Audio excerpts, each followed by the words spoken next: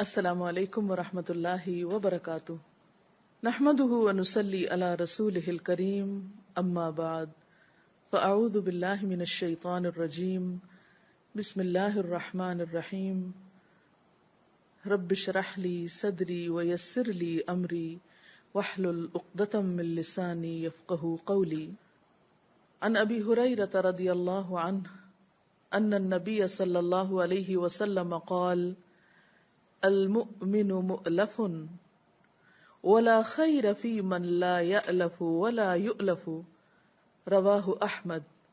حضرت ابو ہریرہ رضی اللہ تعالی عنہ سے روایت ہے کہ نبی کریم صلی اللہ علیہ وسلم نے فرمایا، مومن سراپا الفت ہے اور اس شخص میں کوئی خیر نہیں جو نہ محبت کرتا ہے اور نہ محبت کیا جاتا ہے۔ حدیث کے الفاظ ہمیں انسانی زندگی میں محبت کی اہمیت اور قدر و قیمت کے بارے میں بتا رہے ہیں، اور خاص طور پر اس کا تعلق ایمان کے ساتھ جوڑا جا رہا ہے کہ المؤمن مؤلف، مومن سراپا الفت ہوتا ہے۔ گویا ایمان کا تقاضا یہ ہے کہ انسان محبت کرنے والا بھی ہو اور اس سے محبت کی بھی جاتی ہو۔ ایک اور روایت میں آتا ہے، المؤمن یألف و یؤلف، مومن محبت کرتا بھی ہے اور اس سے محبت کی بھی جاتی ہے۔ ولا خیر فی من لا یألف ولا یؤلف، اور اس شخص میں تو کوئی بھلائی ہے ہی نہیں جو نہ تو کسی سے خود محبت کرتا ہے اور نہ لوگ اس سے محبت کرتے ہیں۔ اسی طرح حاکم کی روایت میں آتا ہے، المؤمن الف و مألوف، کہ مومن محبت کرنے والا، الفت کرنے والا اور کیے جانے والا ہوتا ہے۔ ولا خیر فی من لا یألف ولا یؤلف، اور اس شخص میں کوئی بھلائی نہیں جو نہ محبت کرتا ہے اور نہ لوگ اس سے محبت کرتے ہیں۔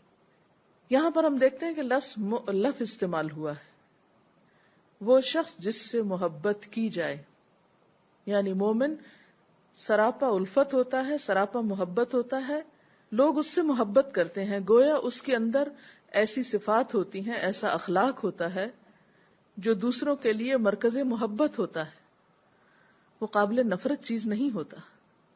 اس سے پیچھے ہم نے جتنی بھی احادیث پڑھی ہیں، اگر ان سب کو ایک نظر میں دیکھا جائے تو آپ دیکھیں گے کہ مومن کی ایک ایسی تصویر سامنے آ رہی ہے کہ سب سے پہلے تو یہ کہ مومن کا دل خوبصورت ہوتا ہے، وَلَٰكِنْ حَبَّبَ إِلَيْكُمُ الْإِيمَانَ وَزَيَّنَهُ فِي قُلُوبِكُمْ، ایمان سے سجا ہوا ہوتا ہے۔ پھر اسی طرح مومن دکھاوے کے کام نہیں کرتا، شہرت کا طالب نہیں ہوتا، اس کی نیت بھی اچھی ہوتی ہے اور اس کے ظاہری اعمال بھی اچھے ہوتے ہیں۔ وہ دین کی سمجھ رکھنے والا ہوتا ہے، وہ دوسروں کے پیچھے چلنے والا نہیں ہوتا بلکہ اصولوں کا پابند ہوتا ہے، اس میں کردار کی پختگی ہوتی ہے۔ پھر اسی طرح وہ سادگی پسند ہوتا ہے، پھر اس کی ظاہری شخصیت بھی ایسی ہوتی ہے کہ جس میں سادگی کے باوجود ایک خوبصورتی ہوتی ہے۔ پھر وہ نفع کا حریص ہوتا ہے، وہ مایوس نہیں ہوتا، اس کی زندگی میں دوسروں کے لیے خوشی کا پیغام ہوتا ہے۔ اور یہاں اس حدیث سے پتہ چلتا ہے کہ وہ محبت کا پتلا ہوتا ہے، مرکز محبت ہوتا ہے، لوگ اس کی طرف کھینچے چلے آتے ہیں۔ اب سوال یہ پیدا ہوتا ہے کہ وہ کیسا انسان ہوتا ہے جس کی طرف لوگ کھینچے چلے آتے ہیں، لوگ اس سے محبت کرتے ہیں؟ تو یقینی طور پر وہ ایک ایسا شخص ہوتا ہے جو محبت دینے میں پہل کرتا ہے، وہ خود دوسروں کے ساتھ اچھے اخلاق سے پیش آتا ہے، محبت سے پیش آتا ہے، وہ انتظار میں نہیں رہتا کہ لوگ اس سے بھلائی کریں تو وہ دوسروں سے بھلائی کرے، وہ آگے بڑھ کر خود دوسروں کا خیر خواہ ہوتے ہوئے ان کے ساتھ اچھا سلوک کرتا ہے۔ تو یہ ہو نہیں سکتا کہ جو شخص محبت دینا جانتا ہو اس کو محبت نہ ملے۔ بہت سے لوگوں سے شکوہ کرتے رہتے ہیں کہ ہم محبت سے محروم رہے، یا لوگ ہماری طرف توجہ نہیں کرتے، یا بعض اوقات رشتہ داروں کے بارے میں، دوستوں کے بارے میں، خواتین بعض اوقات اپنے شوہروں کے بارے میں، اور اسی طرح باہم مل جل کر رہنے والے لوگ ایک دوسرے کے بارے میں یہ شکوہ کرتے سنائی دیتے ہیں کہ لوگ ان سے محبت نہیں کرتے۔ لیکن اس سلسلے میں جب وہ دوسروں کو بلیم کرتے ہیں، دوسروں کو قصوروار ٹھہراتے ہیں، تو انہیں یہ بھی یاد رکھنا چاہیے کہ وہ خود دوسروں کے لیے کیسا دل رکھتے ہیں، کیونکہ جو چیز دل سے نکلتی ہے وہ دوسرے کے دل پر اثر انداز ہوتی ہے. اگر آپ کے دل میں کسی کے لیے اچھائی ہے، خیر ہے، بھلائی ہے، نیکی ہے، اچھے جذبات ہیں، تو پھر ہو نہیں سکتا کہ دوسرے کے دل میں آپ کے لیے اچھے جذبات نہ ہوں. لیکن اگر آپ ہی دوسروں کے لیے بدگمانی رکھتے ہیں، کیونکہ جب انسان دل میں کسی کے خلاف بغض رکھتا ہے یا دل میں نفرت رکھتا ہے تو لا محالہ اس کے انداز سے، اس کی گفتگو سے، اس کے معاملے سے وہ چیز ٹپکنے لگتی ہے. تو جس دل کے اندر محبت ہوتی ہے دوسروں کے لیے، پھر اس کے ہر انداز سے دوسروں کے لیے خیر خواہی ٹپکتی ہے. اور جب ایک انسان دوسروں کے لیے کیئر کرنے والا ہوتا ہے، مہربان ہوتا ہے، شفیق ہوتا ہے، ان کی تکلیف میں کام آنے والا ہے، اس کا دل دوسروں کے دکھ میں تڑپتا ہے، تو پھر ہو نہیں سکتا کہ اس شخص کو کوئی مشکل پیش آئے اور دوسروں کے دل میں اس کی بھلائی اور محبت نہ ہو. لہٰذا یہاں پر بتایا یہ گیا کہ یہ دو طرفہ عمل ہے. وَلَا خَيْرَ فِي مَن لَا يَأْلَفُ وَلَا يُؤْلَفُ، اس میں کوئی بھلائی نہیں کہ جو نہ محبت کرتا ہے اور نہ کیا جاتا ہے. تو گویا مومن سے محبت پھوٹتی ہے اور پھر مومن کی طرف پلٹتی ہے، اور وہ محبتوں کو عام کرنے والا اور محبتوں کو بانٹنے والا ہوتا ہے. اور یہ لازمی طور پر دل کی وسعت کی طرف اشارہ ہے، دل کی خوبصورتی کی طرف اشارہ ہے. اور جیسا کہ ہم جانتے ہیں کہ اللہ تعالیٰ انسانوں کے دل دیکھتا ہے کہ دلوں کے اندر کیا ہے، اور پھر جو دل میں ہوتا ہے وہ عمل میں بھی ڈھل ہی جاتا ہے.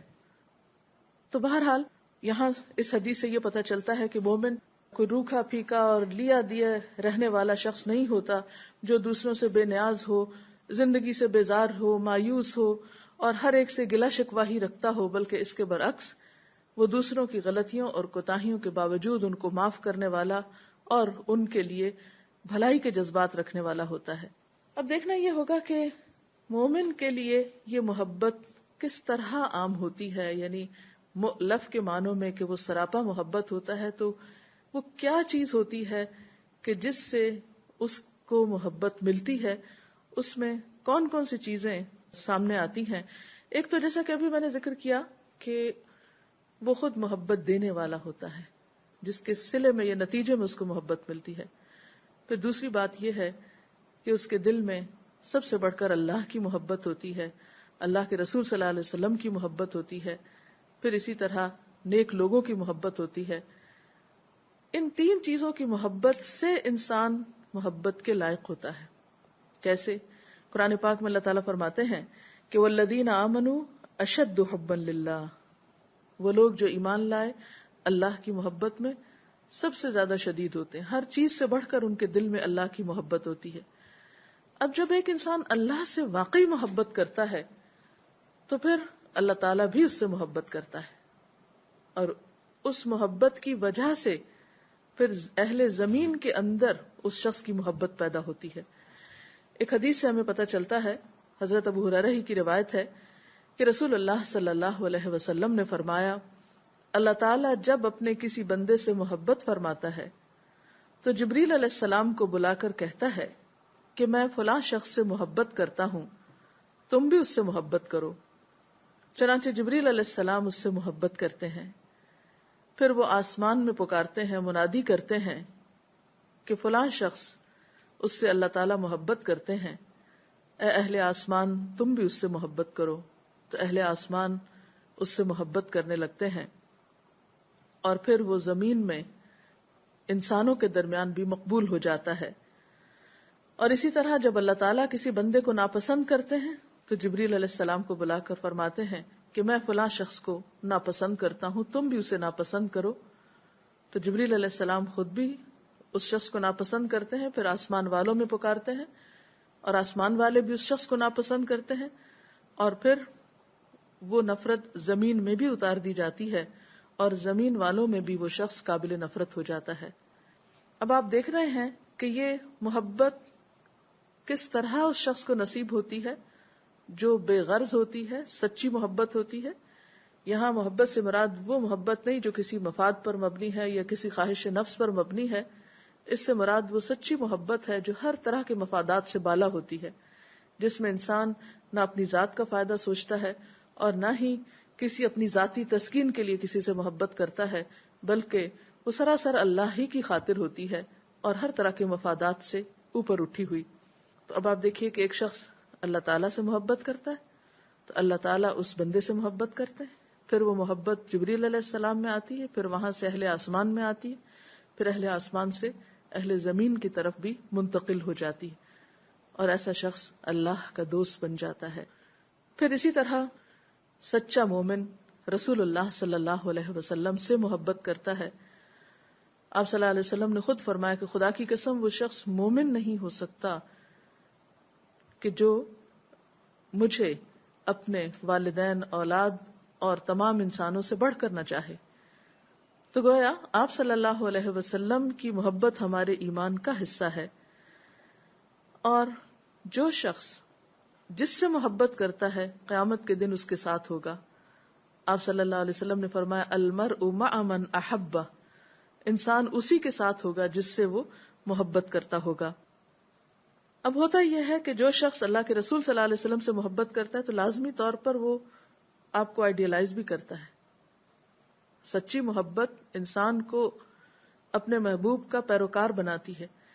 جب ہم اللہ کے رسول صلی اللہ علیہ وسلم سے محبت کرتے ہیں تو پھر آپ کی سنت سے بھی محبت کرتے ہیں، کیونکہ آپ صلی اللہ علیہ وسلم نے فرمایا من احب سنتی فقط احبنی، جس نے میرے طریقے سے محبت کی اس نے گویا مجھ سے محبت کی. یعنی آپ کی محبت ایک اصولی محبت ہے، آپ کے طریقے سے محبت. تو جو شخص آپ صلی اللہ علیہ وسلم سے محبت کرتا ہے وہ لازماً آپ کے طریقے سے بھی محبت کرتا ہے اور آپ کی پیروی کرتا ہے. جس مقصد کے لیے آپ بھیجے گئے اس مقصد کی تکمیل میں آپ کے مشن کا وارث ہوتا ہے. مثلا آپ صلی اللہ علیہ وسلم فرماتے ہیں کہ مجھے اس لیے بھیجا گیا کہ میں اچھے اخلاق کی تکمیل کروں. اب اللہ کے رسول صلی اللہ علیہ وسلم تو بہترین اخلاق کی تکمیل کے لیے آئے، اور یہ کیسے ہو سکتا ہے کہ جو آپ سے محبت کرنے والا ہو وہ بد اخلاق ہو اور وہ اپنے اخلاق کو سنوارنے کی فکر نہ کرے. آپ صلی اللہ علیہ وسلم نے فرمایا کیا میں تمہیں ان لوگوں کے بارے میں نہ بتاؤں جو میرے نزدیک سب سے زیادہ محبوب ہیں، یعنی جن سے اللہ کے رسول صلی اللہ علیہ وسلم محبت کرتے ہیں اور قیامت کے دن مجھ سے سب سے زیادہ قریب بھی ہوں گے. آپ نے 3 مرتبہ یا راوی کہتے ہیں کہ 2 مرتبہ ایسا ہی فرمایا. صحابہ نے عرض کیا کہ اے اللہ کے رسول صلی اللہ علیہ وسلم آپ ضرور بتائیے کہ وہ کون ہیں. فرمایا جن کے اخلاق اچھے ہوں. یعنی رسول اللہ صلی اللہ علیہ وسلم کے محبوب کون ہیں؟ جن کے اخلاق عمدہ ہیں. اور قیامت کے دن آپ کے قریب کون ہوں گے؟ جن کے اخلاق عمدہ ہوں گے.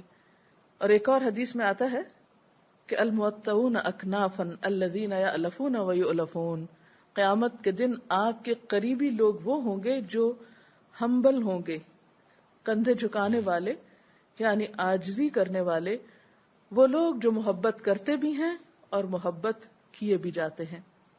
اسی طرح محبت صرف اللہ اور اس کے رسول صلی اللہ علیہ وسلم ہی سے نہیں ہوتی بلکہ اہل ایمان سے بھی ہوتی ہے. ایک حدیث میں آتا ہے کہ آپ صلی اللہ علیہ وسلم نے فرمایا تم جنت میں داخل نہیں ہو سکتے جب تک کہ تم ایمان نہ لاؤ، اور تم ایمان والے نہیں ہو سکتے جب تک کہ تم آپس میں محبت نہ کرو. گویا اہل ایمان کے ایمان کا تقاضا ہے کہ وہ باہم ایک دوسرے سے محبت کرنے والے ہوں. یعنی محبت کرنا صرف یہی نہیں کہ انسان کی چوائس پر ہے، جی چاہے تو وہ دوسروں کے ساتھ اچھا کرے اور نہیں چاہے تو بیزار رہے. نہیں، یہ ایمان کا تقاضا ہے. اور کوشش کرے، ایسے اعمال کرے کہ جس سے انسان کے دل میں دوسرے انسانوں کی محبت پیدا ہو. تو اس پر آپ صلی اللہ علیہ وسلم نے خود وہ طریقہ بتایا کہ جس سے محبت پیدا ہوتی ہے. آپ نے فرمایا کیا میں تمہیں نہ بتاؤں وہ طریقہ کہ جس کے اختیار کرنے پر تم ایک دوسرے سے محبت کرنے لگو گے، اور وہ ہے افشوا السلام بینکم، باہم سلام کو رواج دو. گویا سلام کی کثرت دلوں میں محبت پیدا کرنے کا ذریعہ ہے. عام طور پر ہم سمجھتے کہ سلام شاید انسان جب گھر سے باہر کہیں جائے یا اجنبی لوگوں سے ملے تو انہی کو سلام کرنا چاہیے. نہیں، سلام سب سے پہلے تو اپنے گھر والوں کو کرنا چاہیے. قرآن پاک میں گھر والوں پر سلام کرنے کا حکم بھی آتا ہے. جیسے مثلاً آپ صبح سویرے اٹھتے ہیں تو ایک دوسرے کو سلام کریں، گھر میں داخل ہوں، گھر سے نکلنے لگیں، اگر اپنے اپنے الگ جگہ پر بیٹھ کے کام کر رہے ہیں تو جب بھی باہم ایک دوسرے کو نظر آئیں سلام کریں. بچوں کو سلام کی عادت ڈالیں تو اس سے گھر میں ایک خوشگوار ماحول جنم لے سکتا ہے. پھر اسی طرح ہم دیکھتے ہیں کہ آپ صلی اللہ علیہ وسلم نے باہمی محبت اور رحمت و شفقت کو اہل ایمان کی امتیازی خصوصیات میں شمار کیا. گویا یہ وہ صفات ہیں جو اہل ایمان کے اندر ہونی ہی چاہیے. آپ صلی اللہ علیہ وسلم نے فرمایا تم مومنوں کو آپس میں رحم کرنے، محبت رکھنے اور مہربانی کرنے میں ایسا پاؤ گے جیسا کہ جسم ہوتا ہے. جب جسم کا کوئی حصہ دکھتا ہے تو بدن کے سارے اعضاء اس کے دکھ میں شریک ہوتے ہیں، اور بیداری اور بخار میں سارا جسم شریک رہتا ہے. تو گویا اس محبت کا تقاضا کیا ہے کہ ایک دوسرے کا خیال رکھا جائے. پھر اسی طرح ہم دیکھتے ہیں کہ اس سے اگلی حدیث کے اندر بھی نبی صلی اللہ علیہ وسلم نے انصار کی محبت کو خاص طور پر ایمان کا حصہ قرار دیا ہے. آپ نے فرمایا عن انس رضی اللہ عنہ عن النبی صلی اللہ علیہ وسلم قال آیت الایمان حب الانصار و آیت النفاق بغض الانصار. حضرت انس رضی اللہ تعالی عنہ سے روایت ہے کہ رسول اللہ صلی اللہ علیہ وسلم نے فرمایا انصار سے محبت رکھنا ایمان کی نشانی ہے اور انصار سے بغض رکھنا نفاق کی نشانی ہے. تو گویا ایک طرف تو ہمیں سارے اہل ایمان سے محبت کرنے کا سبق دیا جا رہا ہے، اور دوسری طرف خاص طور پر ان اہل ایمان سے جنہوں نے اسلام کے راستے میں بڑی بڑی قربانیاں کی، جیسا کہ ہم انصار کو دیکھتے ہیں. آپ سب جانتے ہیں کہ انصار وہ لوگ ہیں جنہوں نے رسول اللہ صلی اللہ علیہ وسلم کو مدینہ آنے کی دعوت دی جبکہ مکہ میں آپ کے لیے حالات بہت تنگ ہو گئے تھے، جنہوں نے آپ پر اپنا مال خرچ کیا، آپ کی حفاظت کا ذمہ لیا، آپ کی طرف سے اپنی جانیں پیش کی، مال پیش کیے، اور ہر طرح دین کی خدمت میں آگے آگے رہے، لیکن اس خدمت کے عوض دنیا کے کسی بھی مفاد کی طرف کبھی نگاہ نہ رکھی. ہم دیکھتے ہیں کہ قرآن پاک میں اللہ سبحانہ وتعالی نے انصار کی خاص طور پر تعریف فرمائی. ارشاد باری تعالی ہے وَالَّذِينَ تَبَوَّأُوا الدَّارَ وَالْإِيمَانَ مِن قَبْلِهِمْ يُحِبُّونَ مَنْ هَاجَرَ إِلَيْهِمْ وَلَا يَجِدُونَ فِي صُدُورِهِمْ حَاجَةً مِّمَّا أُوتُوا وَيُؤْثِرُونَ عَلَىٰ أَنفُسِهِمْ وَلَوْ كَانَ بِهِمْ خَصَاصَةٌ وَمَن يُوقَ شُحَّ نَفْسِهِ فَأُولَٰئِكَ هُمُ الْمُفْلِحُونَ. اور وہ لوگ جو ان مہاجرین کی آمد سے پہلے ہی ایمان لا کر دارالہجرت میں مقیم تھے، یہ ان لوگوں سے محبت کرتے ہیں جو ہجرت کر کے ان کے پاس آئے، اور جو کچھ بھی ان کو دے دیا جائے اس کی کوئی حاجت تک یہ اپنے دلوں میں محسوس نہیں کرتے. یعنی ایک طرف انہوں نے مہاجرین کی آمد پر آگے بڑھ چڑھ کر اپنی جان مال حاضر کیا، اپنی تمام تر چیزیں ان کے لیے پیش کی، اور دوسری طرف صلے میں کسی بھی چیز کی توقع نہیں رکھی. یعنی خاص طور پر ان کی صفت کیا بتائی گئی کہ وَلَا يَجِدُونَ فِي صُدُورِهِمْ حَاجَةً مِّمَّا أُوتُوا، کہ انہیں اگر کچھ دیا بھی جائے تو اپنے دلوں میں اس کی کوئی توقع ہی نہیں رکھتے. یعنی اتنے بے غرض اور بے لوث لوگ ہیں، اور اپنی ذات پر دوسروں کو ترجیح دیتے ہیں، خواہ اپنی جگہ خود محتاج ہی کیوں نہ ہو. حقیقت یہ ہے کہ جو لوگ اپنے دل کی تنگی سے بچا لیے گئے وہی فلاح پانے والے ہیں. اسی طرح انصار وہ لوگ ہیں کہ جن سے اللہ تعالیٰ نے اپنی رضامندی کا اظہار قرآن پاک میں کیا، جن پر وہ مہربان ہوا. ارشاد باری تعالیٰ ہے والسابقون الاولون من المہاجرین والانصار الذین اتبعوهم بإحسان رضی اللہ عنہم ورضوا عنہ وأعد لهم جنات تجری تحتها الانہار خالدین فیہا ابدا ذالک الفوز العظیم. وہ مہاجرین و انصار جنہوں نے سب سے پہلے دعوت ایمان پر لبیک کہنے میں سبقت کی، یعنی پہل ایمان لے آئے، نیز وہ جو بعد میں راست بازی کے ساتھ ان کے پیچھے آئے، اللہ ان سے راضی ہو گیا اور وہ اللہ سے راضی ہوئے. اللہ نے ان کے لیے ایسے باغ مہیا کر رکھے ہیں جن کے نیچے نہریں بہتی ہوں گی اور ان میں وہ ہمیشہ رہیں گے. یہی عظیم الشان کامیابی ہے. اسی طرح سورۃ التوبہ میں ہی ایک اور جگہ پر فرمایا لقد تاب اللہ علی النبی والمہاجرین والانصار الذین اتبعوہ فی ساعۃ العسرۃ. اللہ نے معاف کر دیا نبی کو اور ان مہاجرین و انصار کو جنہوں نے بڑی تنگی کے وقت میں نبی صلی اللہ علیہ وسلم کا ساتھ دیا. تو وہ لوگ جنہوں نے آپ کے ساتھ مل کر ہر طرح کی قربانی کی اور دین کی خدمت میں پیش رہے یہاں تک کہ ان کا نام بھی انصار یعنی مددگار پڑ گیا. ایسے لوگوں سے جب اللہ راضی ہے اور اللہ تعالیٰ ان کو اپنا دوست کہتا ہے تو پھر ہمارے لیے بھی لازم ہے کہ اللہ کے دوستوں سے محبت رکھیں، اور یہ ایمان کا حصہ ہے، اور اس کے لیے دعا بھی کرنی چاہیے. اللہم انی اسألک حبک وحب من یحبک وحب عمل یقربنی الی حبک. اے اللہ، میں تجھ سے سوال کرتا ہوں تیری محبت کا، یعنی تو مجھے اپنی محبت عطا کر، اور ہر اس شخص کی محبت عطا کر جو تجھ سے محبت رکھتا ہے، اور ہر اس کام کی محبت عطا کر جو مجھے تیری محبت سے قریب کر دے. اس سلسلے میں اگر مزید کوئی استفسار یا کوئی بات آپ کرنا چاہیں. رسول اللہ صلی اللہ علیہ وسلم کی ایک اور خوبصورت بات ہم نے پڑھی جس سے ہمیں ایک مومن کی شخصیت کا اندازہ ہوا کہ وہ محبت کرنے والا ہوتا ہے اور لوگ اس سے محبت کرتے ہیں.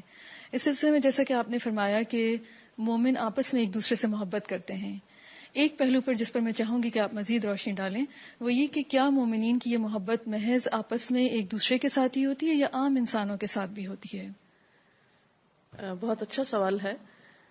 بنیادی طور پر جو یہ حدیث ہے وہ اور چند آیات جو تھی وہ خاص طور پر مومنین کی باہم محبت ہی کی طرف اشارہ کر رہی تھی، لیکن چونکہ یہ حدیث ایک محدود اس میں بیان ہوئی ہے کانٹیکس میں، اگرچہ مومن کی محبت اللہ کے لیے، اس کے رسول صلی اللہ علیہ وسلم کے لیے، اہل ایمان کے لیے ہے، لیکن ہم دیکھتے ہیں کہ وہ صرف اہل ایمان کے لیے نہیں بلکہ ان کے دل میں اللہ کی ساری مخلوق کے لیے خیر خواہی ہوتی ہے. ایک اور حدیث سے ہمیں یہ پتہ چلتا ہے کہ الخلق عیال اللہ، ساری مخلوق اللہ کا کنبہ ہے، اور اللہ کے نزدیک سب سے پیارا شخص وہ ہے، اللہ کا محبوب شخص وہ ہے جو سب سے زیادہ اس کی خلق کے لیے فائدہ مند ہو، یعنی اس کی ساری مخلوق کو بھلائی پہنچانے والا ہو. اور ظاہر ہے کہ کسی کے ساتھ بھلائی ہو نہیں سکتی جب تک آپ کے دل میں اس کے لیے محبت نہ ہو، ہمدردی نہ ہو.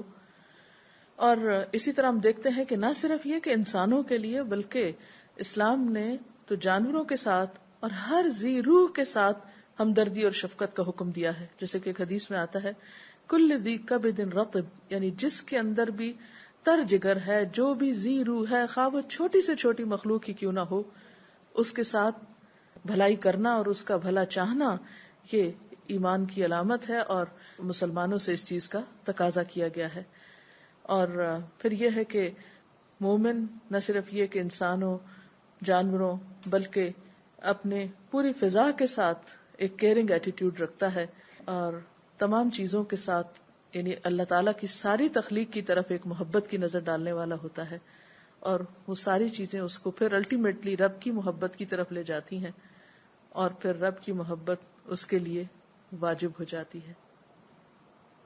ابھی جیسا کہ آپ نے محبت کے فائدوں کے اوپر بات کی تو میں یہ پوچھنا چاہوں گی کہ محبت کے اعتبار سے کوئی ایسا بھی مقام ہو سکتا ہے یا کوئی ایسا پوائنٹ آ سکتا ہے کہ جس میں محبت انسان کے لیے نقصان دہ ثابت ہو جائے؟ آپ نے بہت اچھا سوال کیا. بات یہ ہے کہ ہر چیز کے دونوں رخ ہوتے ہیں، جیسے ہر کوائن کے دو رخ ہوتے ہیں، اور کسی بھی چیز کی قدر و قیمت پہچاننے کے لیے ضروری ہے کہ اس کے دونوں رخ کا جائزہ لیا جائے. ویسے تو محبت سراسر فائدے کی چیز ہے، لیکن محبت جب حد سے بڑھ جائے تو وہ نقصان دہ بھی ہو جاتی ہے. اب حد سے بڑھنے سے کیا مراد ہے؟ مثال کے طور پر اللہ کے رسول صلی اللہ علیہ وسلم سے محبت ہمارے ایمان کا حصہ ہے، لیکن بسا اوقات لوگ اس محبت میں غلو کرتے ہیں اور اللہ کے رسول صلی اللہ علیہ وسلم کا مقام اللہ تعالیٰ کے برابر قرار دے دیتے ہیں، اور وہ کہتے ہیں کہ ہم یہ محبت میں کر رہے ہیں. تو یہ چیز پھر بعض اوقات شرک بن جاتی ہے. اسی طرح انسانوں سے محبت میں بعض لوگوں کو تو مرکز محبت بنا لیتے ہیں، ان کی ساری خیر اور بھلائی انہی کے لیے ہوتی ہے اور باقی لوگوں کو اگنور کر دیتے ہیں. مثلا ایک مرد اگر اپنی بیوی سے محبت کرتا ہے لیکن اپنی والدہ کو بالکل اگنور کر دیتا ہے، تو یہاں پر اگر یہ محبت یعنی بیوی کی محبت یہ تقاضا کرے کہ ماں سے محبت نہ کی جائے تو ایسی محبت بھی انسان کے لیے نقصان دہ ہے. پھر اسی طرح کسی کی محبت میں اس طرح حد سے بڑھ جانا کہ انسان اپنے فرائض سے غافل ہو جائے. یا ذمہ داریوں کو فراموش کر دے تو یہ چیز اس کے لیے نقصان دہ ہو سکتی ہے.